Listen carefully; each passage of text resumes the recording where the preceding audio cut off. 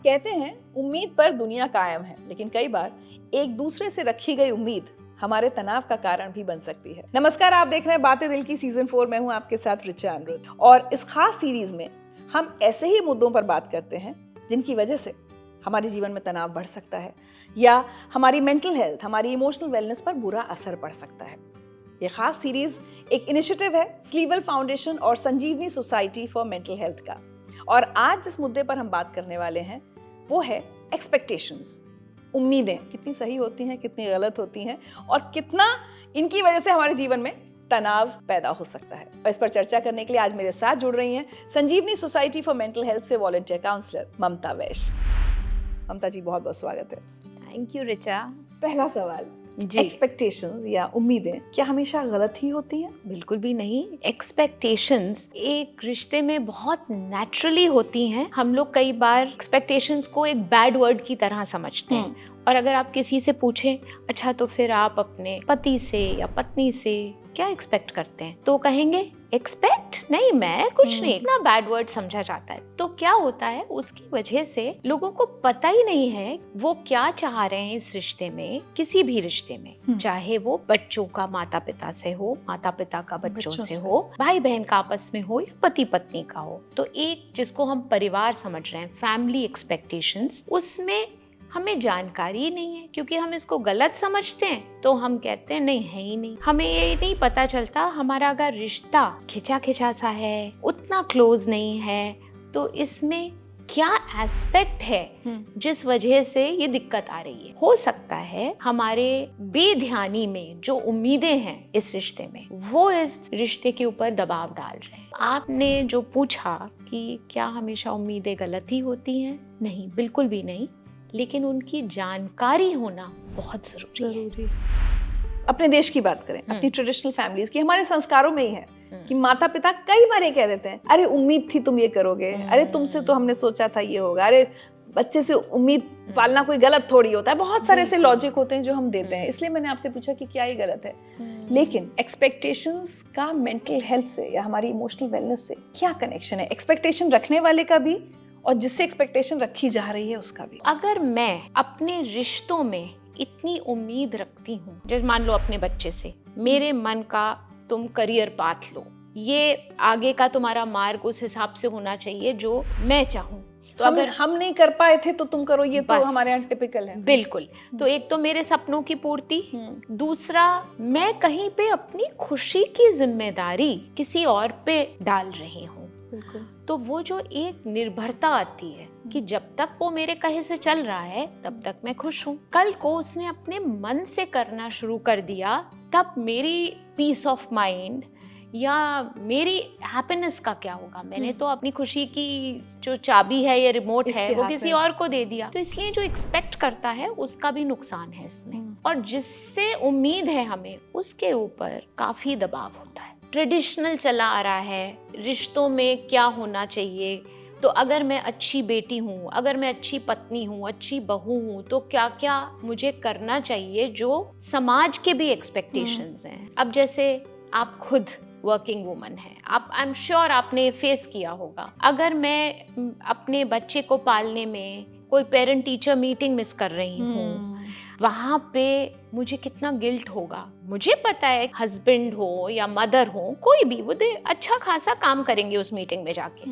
लेकिन जो समाज की उम्मीदें इस रोल से हैं, उससे मेरे अंदर इतना गिल्ट आएगा कि मैंने ये असाइनमेंट क्यों एक्सेप्ट कर लिया जिस दिन मेरे बच्चे की पेरेंट टीचर मीटिंग थी। इतना प्रेशर डलता है, और कहीं पे स्पेसिफिकली आता है इंडिविजुअल से, मान लीजिए मेरे हस्बैंड से, मेरी बेटी से, मेरे इन-लॉज से, कहीं पे वो समाज का प्रेशर है जो मेरी मानसिकता का हिस्सा बन चुकी है। क्या मुझे करना है, क्या नहीं करना, और वो फैसले मेरे हाथ में नहीं है, वो लोगों की अपेक्षाओं पे आधारित है। चाहे अपने हो या पराये हो, अगर मैं कहूँ who are these expectations from, तो वो तो सबसे है। हर कोई आपसे एक्सपेक्टेशन रखता है। बिल्कुल, हर किसी रिश्ते में एक्सपेक्टेशन है। अगर लड़के को अपने माँ बाप की जायदाद का हिस्सा मिल रहा है, तो अगर माता पिता बीमार होंगे तो कई बार जो घर की बेटी है, मतलब इस लड़के की बहन, वो कहेगी ये सेवा करे, प्रॉपर्टी इसको मिल रही है। एक्सपेक्टेशंस किस तरह से हमारे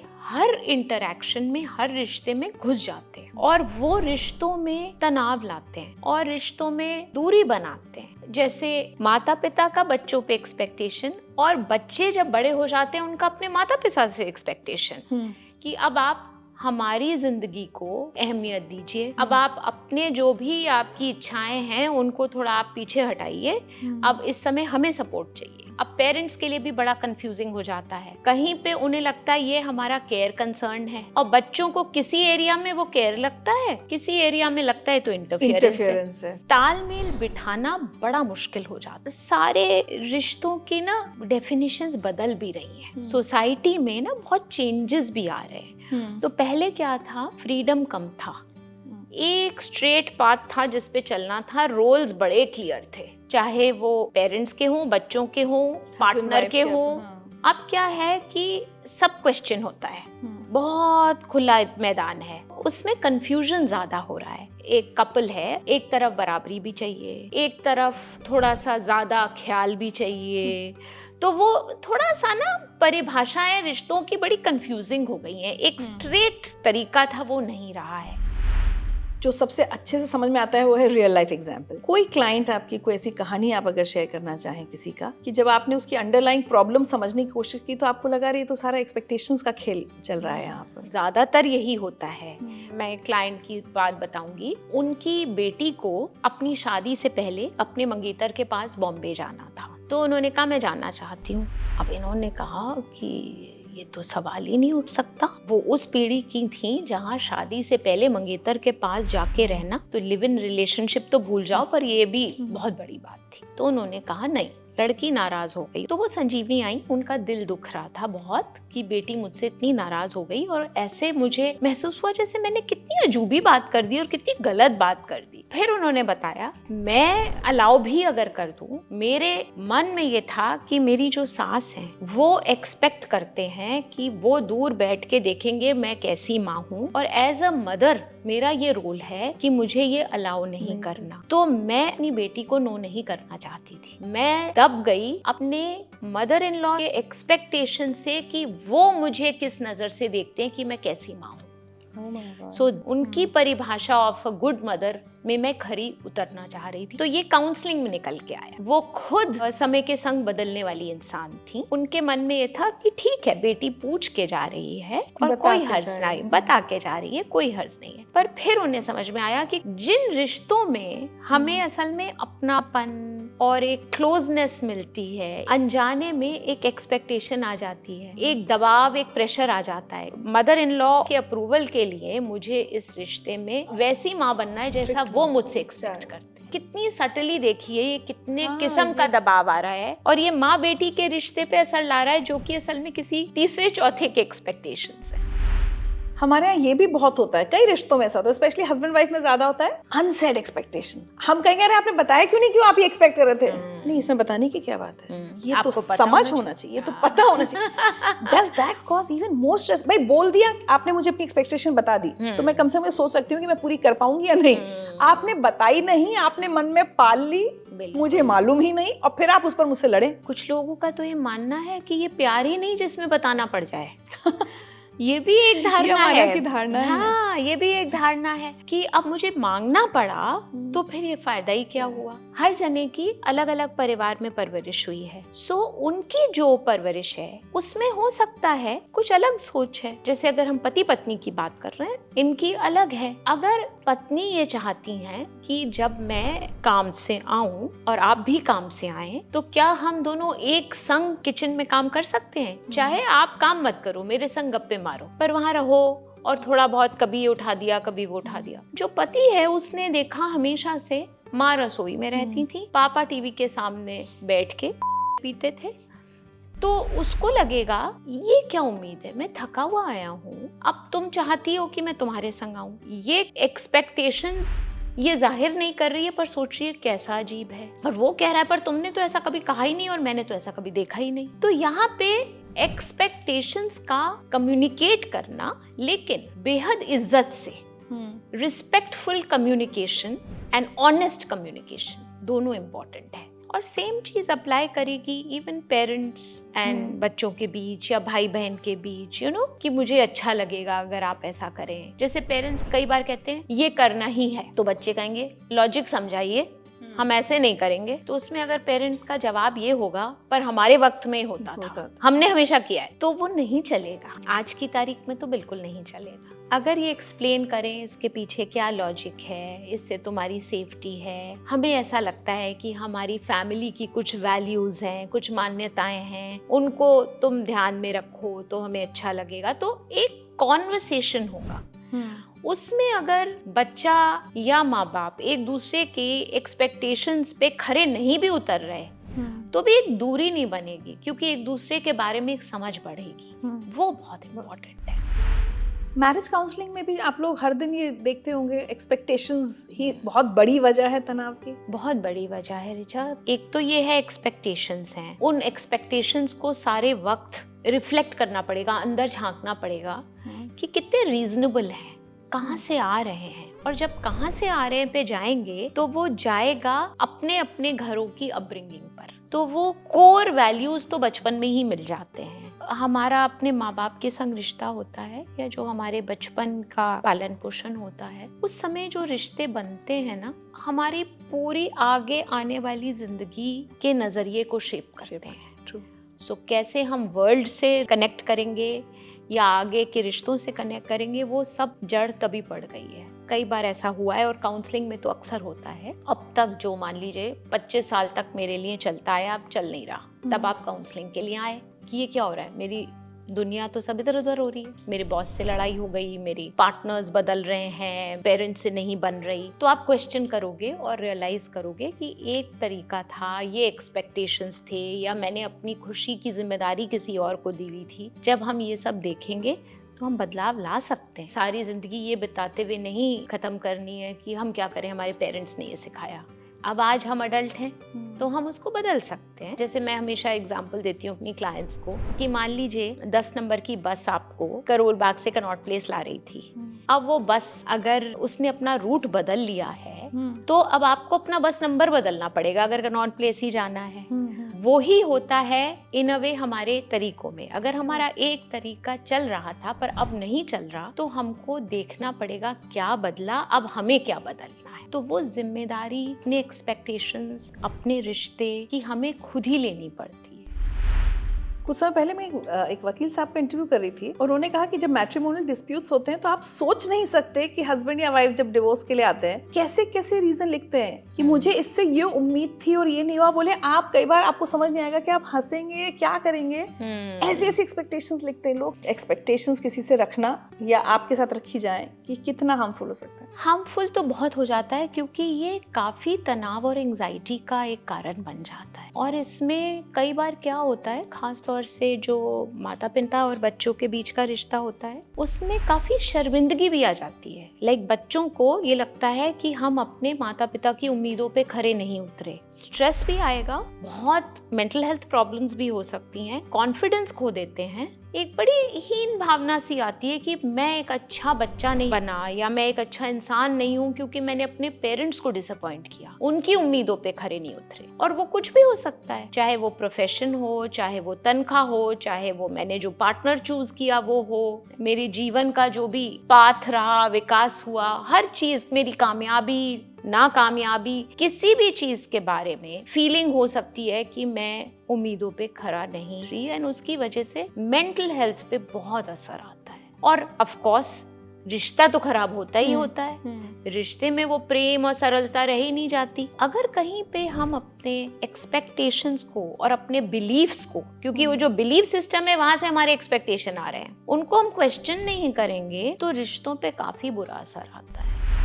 अभी के अगर हालात की बात करें तो क्या सोशल मीडिया का इसमें कोई रोल है, एक्सपेक्टेशंस की वजह से पैदा हो रहे तनाव? सोशल मीडिया सैडली और रियलिस्टिकली हर चीज पे असर कर रहा है और बहुत जबरदस्त कर रहा है, इसीलिए उसका कंट्रोल बड़ा जरूरी है। एक्सपेक्टेशन सोशल मीडिया से बहुत डिफाइन हो रहे हैं। अब चाहे वो आप एड्स देखें, चाहे वो लोगों की, अपने दोस्त रिश्तेदारों की स्टोरीज या पोस्ट देखें, वो बता रहे हैं सिर्फ अच्छा या तो कि ये कपल कितना घूमा, कितनी महंगी चीज करी, या ये पेरेंट चिल्ड्रन कहाँ गए, क्या करा। वो सब आपकी इच्छाएं कि अच्छा हमारे पेरेंट्स तो हमें समर हॉलीडे पे अब्रॉड नहीं ले गए, ये सब तो है ही। उसके अलावा सोशल मीडिया पे आप जो एड्स देख रहे हो, तो एड से एक्सपेक्टेशंस कितने इम्पैक्ट होते हैं। मैंने एक एड देखा था कि भाई बच्चे ने बहुत अच्छी कमाई की तो माँ बाप को आके गाड़ी की चाबी दे दी कि हमने आपके लिए खरीदी है। सो ये सब चीज़ें एक किस्म से डिफाइन कर रही हैं अच्छा बच्चा कौन होता है, जो अपनी सफलता से अपने माता पिता को कुछ खरीद के दे या कोई हॉलिडे गिफ्ट करे। एक तरफ है जिसको मिलेगा उसके एक्सपेक्टेशंस बढ़ रहे हैं, और जो जिससे उम्मीद की जा रही है उसके ऊपर दबाव बढ़ रहा है बहुत ज्यादा, कि अगर मैं ये नहीं कर पा रहा जो कि एड में दिख रहा है करना चाहिए, तो I am not good enough, और मैं सक्षम नहीं हूँ, मैं काबिल नहीं हूँ। ये फीलिंग तो हमारे अंदर इतना घर कर रही है सारे वक्त। आई एम नॉट इनफ अगर रहेगा तो रिश्ते में भी हम क्या देंगे। सही बात है। एंड दूसरा, सोशल मीडिया से रिचा दुनिया भी छोटी हो रही है, क्योंकि अब हम ग्लोबल चीज़ों का हमें एक्सपोजर हो रहा है। तो अब हम वो जो पारंपरिक मूल्य हैं उन पे नहीं टिके हुए, अपनी ट्रेडिशनल वैल्यूज पे। अब हम काफी ग्लोबल चीजों पे इफेक्ट हो रहा है हमें। तो हमारे देश में या हमारे परिवार में ये होता है, ऐसा नहीं है। अब तो दुनिया में क्या हो रहा है वो सब हमें दिख रहा है, हमें मालूम है। तो कौन सी चीज से हम आकर्षित होंगे, कौन सी चीज हमें सूट करेगी, वो सब हमारे मन पे प्रभाव डालता है, एंड इन रिटर्न हमारे रिश्तों पे प्रभाव डालता है। कई साल पहले कोई महिला कौन सा व्रत रख रही है, सबकी अपनी पर्सनल चॉइस होती थी। करवा चौथ सब अपना अब भाई वो सुबह से रात तक जो फ्लडेड विद पिक्चर्स होता है, अगर मैं नहीं रखती, आप करवा चौथ का व्रत नहीं रखती, वो ऐसा लगता है कि जैसे अब ये हो गया, सोशल मीडिया ने शायद ये क्रिएट कर दिया कि जो महिलाएं करवा चौथ का व्रत रखती हैं वही अच्छी पत्नियां हैं। इनफैक्ट रिचा, आपने बड़ा अच्छा एग्जाम्पल लिया। बहुत प्रेशर है इस बात का। पिछले साल की करवा चौथ में ध्यान कर रही हूँ कि कटरीना कैफ ने कितने अच्छे से अपनी मदर इन लॉ के लिए क्या करा, और वो सब आया। और मुझे लगा जो लड़कियां नहीं रख रही उनको सडनली लग रहा होगा हम कितनी बुरी डॉटर इन लॉ है कि हम ये नहीं कर रहे हैं। तो ये बहुत प्रेशर डालता है सारे वक्त।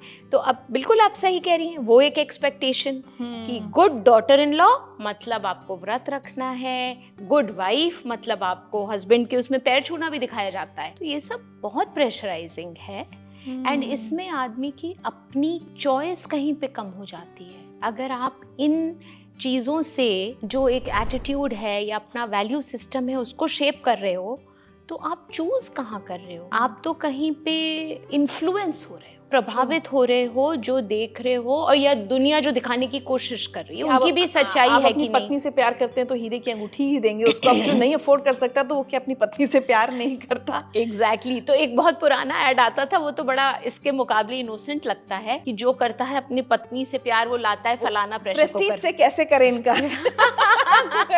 अब वो हीरे की अंगूठियों पे आ गया है। सोचिए कुकर से अंगूठी तक का सोशल मीडिया और एडवर्टाइजिंग का जो सफर है, वाकई नहीं, मतलब मुझे लगता है कि हर किसी के लिए ये बहुत स्ट्रेसफुल है। एक रिस्पेक्टफुल बाउंड्री कि रिश्ता नहीं टूटना चाहिए, किसी का भी रिश्ता नहीं टूटना चाहिए, लेकिन अगर मुझे समझ में आ रहा है कि भाई इस रिश्ते में ये इसने जो ज्यादा एक्सपेक्टेशंस रखी हुई है मुझसे, मैं पूरी नहीं कर पा रही हूँ, वो मेरे ऊपर स्ट्रेस हो रहा है, और ये व्यक्ति क्यों मुझसे इतनी एक्सपेक्टेशन रख रहा है। बहुत सारी ऐसी सिचुएशंस हैं, रिश्ता ना टूटे लेकिन रिस्पेक्टफुल बाउंड्री कैसे कैसे बनाएं। इसमें जो एक्सपेक्टेशन रख रहा है उसको कहीं पे अपने एक्सपेक्टेशंस को थोड़ा सा क्वेश्चन करना पड़ेगा कि ये कहाँ से आ रहे हैं। बट ये तो तब होगा जब वो समझेगा कि उसकी एक्सपेक्टेशन गलत है, वो तो समझना ही नहीं चाह रहा है। समझ आ सकता है जब रिश्ता बिगड़ेगा, जब रिश्ते में तनाव आएगा, और उस समय आप सिर्फ ये देखना चाह रहे हैं कि दूसरा क्या नहीं कर रहा, तब तो देयर इज नो होप। फिर तो कोई उम्मीद ही नहीं है कि कुछ सुधरेगा। लेकिन अगर सुधार लाना है तो दोनों को अपना अपना रोल देखना पड़ेगा।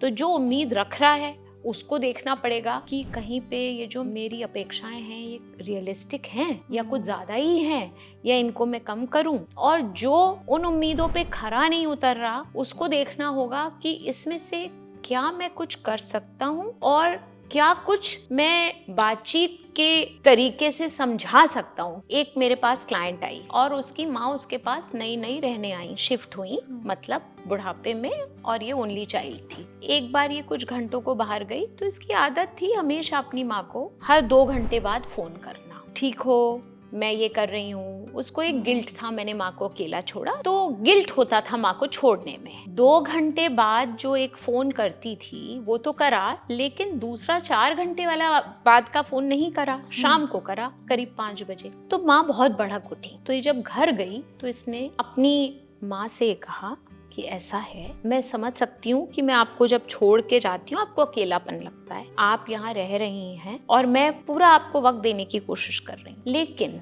मैं आपको बताना चाहूंगी कि जब भी कभी मैं जाऊंगी मैं आपको 2 बार फोन करूंगी, मैं हर 2 घंटे में फोन नहीं कर पाऊंगी। पर तमीज से और ऑनेस्टी से उसने ये बात कम्युनिकेट की तो वाकई माँ के एक्सपेक्टेशन में चेंज आया। भले ही उनको हो सकता है उस समय बुरा लगा हो, पर ये एक साफ साफ और इज्जत से प्यार से किया हुआ कम्युनिकेशन काम आया, क्योंकि फिर माँ के एक्सपेक्टेशंस भी थोड़े लेवल हो गए।